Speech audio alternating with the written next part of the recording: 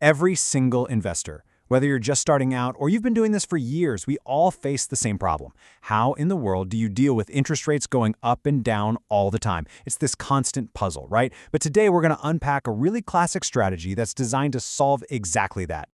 I mean, this is the big question, isn't it? If you go all in with your money today, you might lock in a pretty low rate right before they suddenly shoot up. But if you wait, you could totally miss out on some great high rates that then, poof, disappear. So how are you supposed to win at this game? So the real problem here is what we call interest rate risk. Think about it.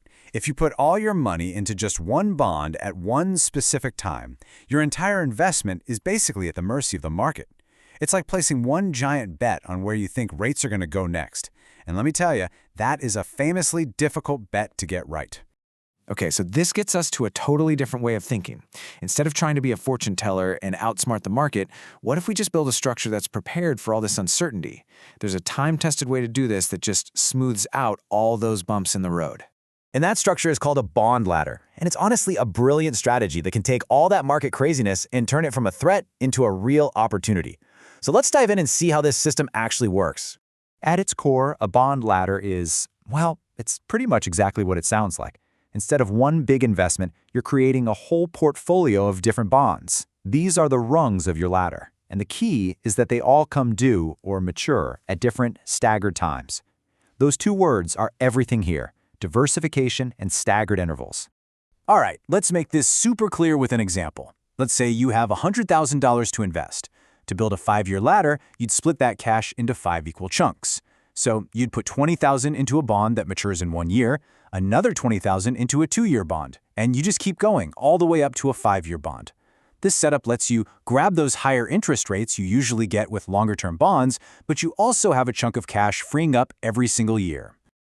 Now, this is where the real magic happens. It's the rolling part. After that first year, your 1-year bond matures, right? So you get your 20 grand back.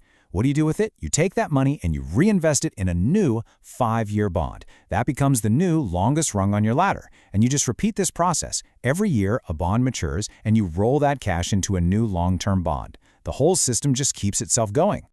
Okay, so you've built this ladder. What's the big deal? How does this structure actually help you? Well, it's not just about playing it safe. It's about having a system that's designed to do well no matter which way the interest rates decide to go.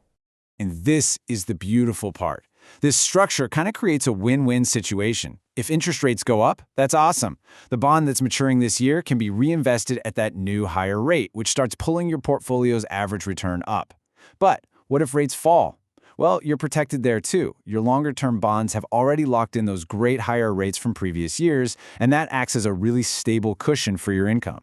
And, beyond just dealing with rate changes, there's another huge benefit here. Because you have a bond maturing every single year, you get this incredibly consistent and predictable stream of cash coming back to you. It's like clockwork. You always know when your next chunk of money is going to be available.